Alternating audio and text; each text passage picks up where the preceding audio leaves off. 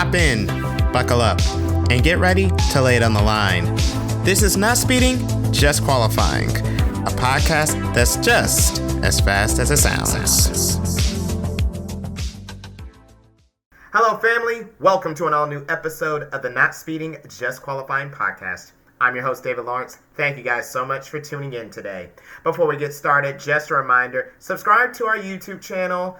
And also, you can subscribe to us on YouTube Music. We got a nice little corner in the podcast section. Subscribe so you don't miss whenever we drop new content for the show. You'll be pretty happy you did. So today is the fourth and final installment of our NSJQ Predict series for 2025. My preseason predictions for some of the biggest motorsport there is in the world. And of course, I'm tackling the biggest of the big, the true world championship in some people's eyes. I'm not going to say in mine, but you get it. Today, I'm tackling 7 predictions for the 2025 FIA Formula One World Championship. And if you were on my personal YouTube channel last year, you might have saw me drop a few predictions. Let's see how those went, shall we? I am predicting a win apiece for both Oscar Piastri and Lando Norris. Lando Norris wins for the first time in Formula One. It's victory in Miami. Oscar Piastri wins the Azerbaijan Grand Prix. And it will be a sequel to celebrate. The Australian is a Grand Prix winner. Lewis Hamilton will finally get win number 104 this season. Lewis Hamilton wins the British Grand Prix. He takes his 9th win at Silverstone, his first win in nearly 1,000 days in Formula One. I'm predicting at least 7 different winners in 2024.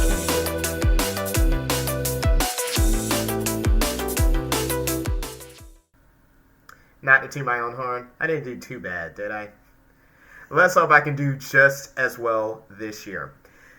Quick disclaimer, I am recording these predictions before preseason testing begins in Bahrain. So I do not have the hindsight. This episode will drop after preseason testing. So I'm recording this without the hindsight of how these cars are performing. I'm truly doing this based on how I feel, based off of last year's knowledge, and the vibes I'm getting going into this series, into this season's action. Awesome. Cool. With that being said, I'm going to jump right into it, and I'm going to go ahead and give you guys the low-hanging fruit prediction that I have. Prediction number 1, Lewis Hamilton will win for the Scuderia. Simply put, I do not see Ferrari dropping off massively in 2025 from 2024, even though they say the car is 99% new. Speaking from Lewis, Saturdays are going to be his Achilles heel. Lewis has not lost a fire. He showed his racecraft at Mercedes last year, time and again having to come from the back. Not every circuit will suit him or his driving style. He may not have the bonsai drives that he had in some races. I think Vegas was a great example of a bonsai drive where he came from the back, finished second. And yes, I think it will take time for Lewis to get acclimated, but I do think he will be winning in a Ferrari. I think he'll grab a win before the summer break. I definitely think he'll win after the summer break. Am I going to go as crazy to say he'll be the first driver since Fernando Alonso to win it on Ferrari debut? I'm not going to go that far. Am I putting out the realm of possibility? Absolutely not, because, hey, when it comes to Melbourne and the newness of all these cars, anything and everything can and will happen. But I do know this much for sure. Lewis will win for Ferrari. If you have seen him in this preseason, if you're watching the 75th anniversary launch of the car liveries in London, if you have just seen his body language throughout the constant social media content that's been cranking out of Ferrari, you can tell this is a rejuvenated Lewis Hamilton. And we haven't seen a Lewis like this probably since 2013 when he left McLaren to go to Mercedes. We all know how well that turned out. And also seeing how competitive Ferrari was compared to the Mercedes that he was leaving behind, you gotta think he's licking his chops at the potential of an 8th World Championship this season. Moving on to prediction number 2. Who's going to finish behind the big 4? I don't think Ferrari, Red Bull, McLaren, or Mercedes are going anywhere. I think they're going to stay pat as far as they'll be the top 4, but who goes behind them? I think we're in for a shock this season. Punching above their weight, I predict Haas will finish 5th in the Constructors' Championship, leapfrogging Aston Martin. I'll explain the Aston Martin bit in a second, but let's start with the drivers. A new lineup, a very speedy duo of Esteban Ocon and the small sample size but still a proven Oliver Behrman now stepping up full-time in the big show.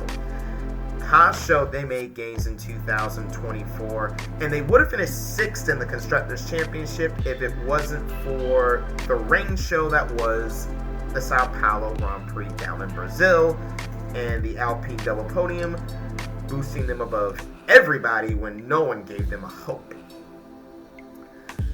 I think Aston Martin's going to focus more on their 2026 car. Adrian Newey's going to have a lot more input in that, and I think the 2025 season for Aston Martin, I feel, is going to be more of a write-off. And I can easily see them slipping and letting Haas eclipse them to get from 7th to 5th. Again, they could have finished 6th last year. I definitely see that happening. And like I said, you have a proven Grand Prix winner in Ocon now in the team. Something that Haas, let's just be honest, they've never had a Grand Prix winner in their ranks before. Yes, you had the experience of Kevin Magnussen and Romain Grosjean, who had Formula One podiums. You also had Nico Hülkenberg in the team. But Hülkenberg's always been a, for lack of a better word, sterile, consistent, steady pair of hands. Just hasn't been able to get a podium. God bless him. But now you have Ocon, who is a Grand Prix winner, a proven one. And you also have Ollie Behrman, who turned heads. You got that experienced veteran, that very energetic young gun. I think Haas will definitely make waves. I think they can get to the top 5 in the Constructors' Championship and equal their 2018 result, which was their best season to date. Prediction number 3.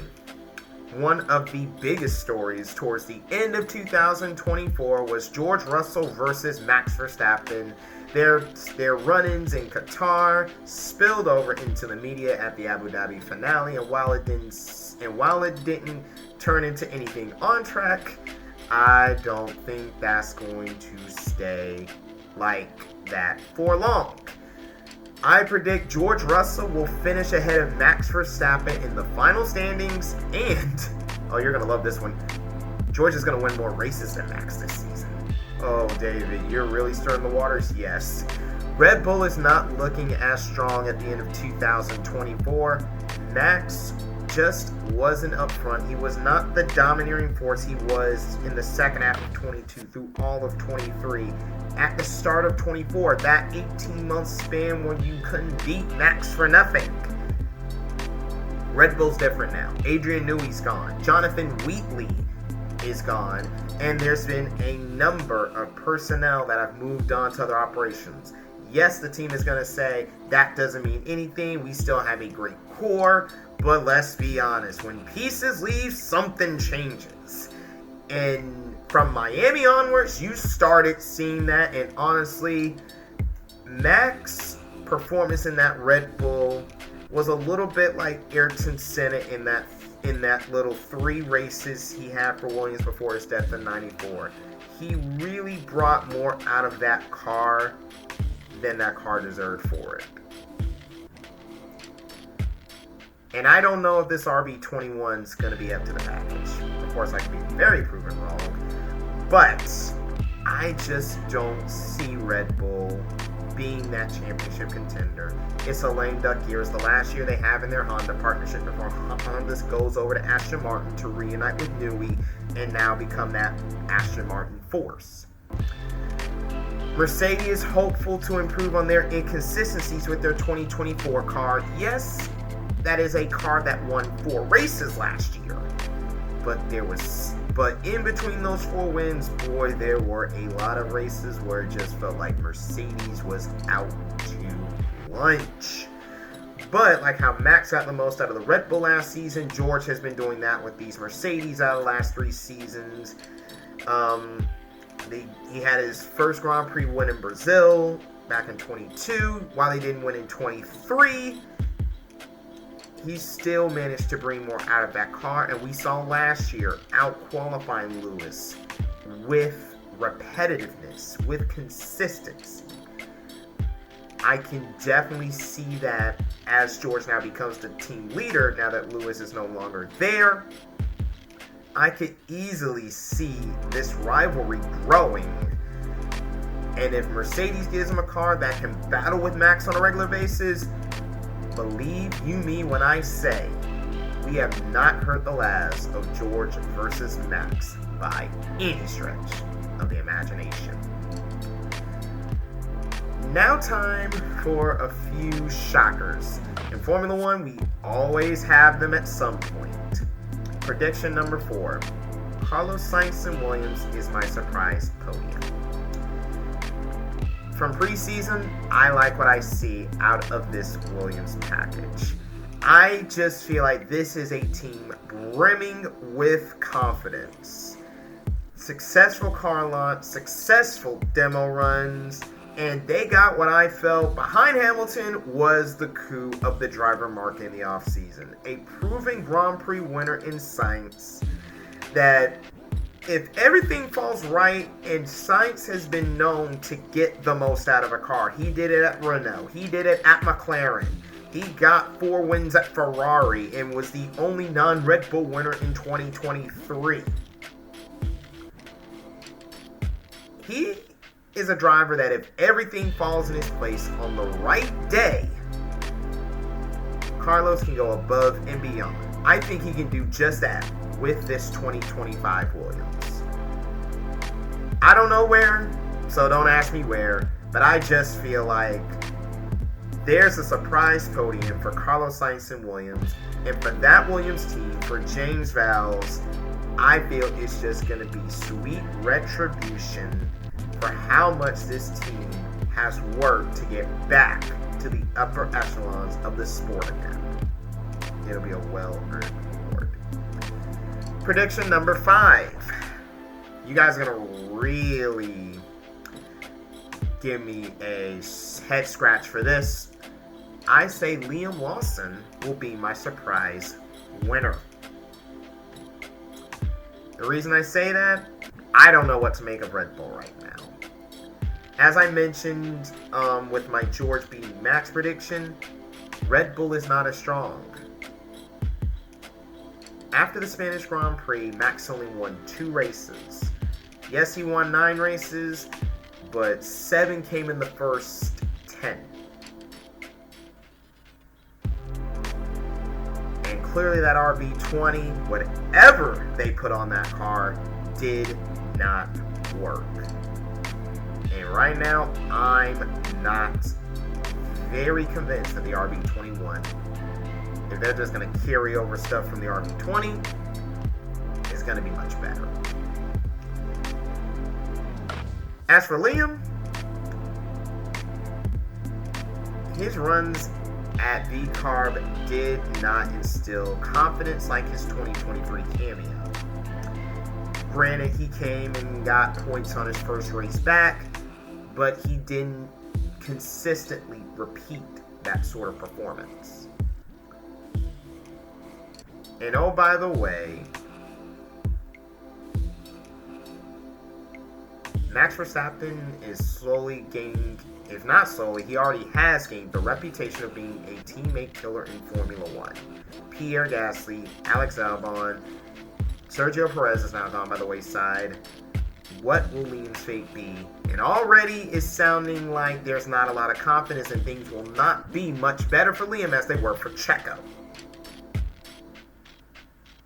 He had trouble beating Yuki Tsunoda on a regular basis. I like Liam. I think he's an excellent driver. I'm glad he's getting his shot at a full-time F1 seat. But does he have any hope versus Max? Granted, the last time we put a new driver in a Red Bull against a four-time world champion, he didn't do too bad. Of course, I'm referring to Daniel Ricciardo on Sebastian Vettel. Vettel went winless after his fourth world champion. After winning his fourth straight world championship, Ricciardo won 3 races. But that was also in a very highly uncompetitive car that Daniel just drugged and dragged the daylights out of. But that's also another part of it. I just don't see Liam Lawson being another Daniel Ricciardo. Again, I could be proven wrong. But based off of what I've seen, I'm not getting that impression that Liam is ready for that second Red Bull seat. And frankly, until Max leaves, I don't know if anyone's going to be able to perform in that second seat. Checo did an amazing job to grab 4 wins in a 3-year span as he did. Let's see if Liam can prove us wrong and take that next step in becoming a Grand Prix winner. Prediction number 6. McLaren repeats as Constructors' champions. Behind Ferrari, they have the strongest driver pairing on the grid in my opinion. Lando Norris, Oscar Piastri, now are Grand Prix winners. And I still think McLaren has one of the fastest cars on the grid. I don't think 2024 was a shot in the pan. I don't think it's a Cinderella story. And if anything, McLaren is the hope Williams needed of being a great team that had its downfall, but with the right hiring and with putting time to practice, the results will come. I can easily see Norris and Piastri winning 3 Grand Prix apiece. Now that the championship drought is over, safe to say, Mercedes, Red Bull, and Ferrari will be fighting them again. And yes, while it won't come easy, at least now, this iteration of McLaren, they know how to win it. And I feel they aren't going to be just trying to eke it out over the final races. I think they're going to put their foot to the floor and they will prevail again. And that flows perfectly into my 7th and final prediction.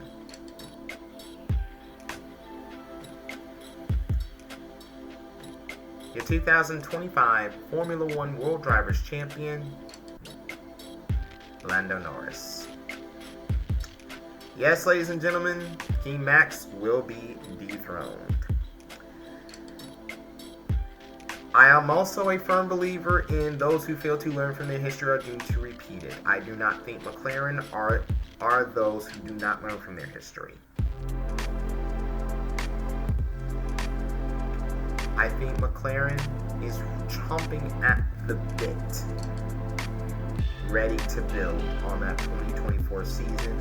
And I think Lando is ready to prove that he learned from 2024. Does he have the dog in him? Does he have that 6th instinct to say, hey, I got to do what I need to do to be a champion? Does he have that Michael Schumacher instinct? Does he have that Max Verstappen instinct? Does he have that Ayrton Senna instinct, where he has to put cars where you shouldn't put them, but put them because you know you have to put them there? Has Lando increased his aggressiveness over the offseason? Personally, I think the answer is yes. And I think Lando is finally ready to take his place amongst Formula One's elite. McLaren proved as an engine customer last year, you can win. What's stopping them from doing it this time around? They got all the recipes. Now it's just time to practice. Now it's time to put to practice the lessons you've learned. Lando, make me a genius and make us all believers of you. Go win that world championship this season. There you have it, family. My 7 predictions for the 2025 Formula One season. Let's see if I will be as accurate as I was last year, or if all of these are going to be complete flops. Also, if you're watching this, you've gotten this far, what do you think? Am I right? Will I be right? Will I be wrong? Am I crazy? Am I a stroke of genius? Or better yet, what are you predicting will happen this season? Drop comments below. I will be more than happy to see them. And it also shows that you guys are paying attention and watching this show. Thank you guys for watching this episode of the Not Speeding, Just Qualifying podcast. Follow us on our social media channels. We are on X, IG, and Blue Sky. We are at the same handle on each. The handle is NSJQ Podcast. And as we said at the start, subscribe to us on YouTube, or subscribe to us on YouTube Music in that podcast section, so that way you know whenever we drop some new content, you will be the first to see it. Also, if you would like to follow me on my personal social media channels, I will drop the handles to those in the description box below this episode. Thank you guys so much for watching. Thank you guys for coming along this 4-part NSJQ Predicts special series where we predict the 2025 motorsports season. We've done NASCAR, we've done IndyCar, we've done Formula One, we've done the World Endurance Championship. Let's see how right or how wrong I get all of these. And I know you guys are going to be waiting for that good old reaction to the predictions come December, when I go back and look at all of these over again. But thank you guys so much for watching. I appreciate you guys tuning in, listening in. I appreciate all of the love, the support, and hopefully you guys continue to tune in for our regular audio-only podcast as well. I'm David Lawrence, and remember, you're not living life to the fullest until you're going flat out. So long, everyone.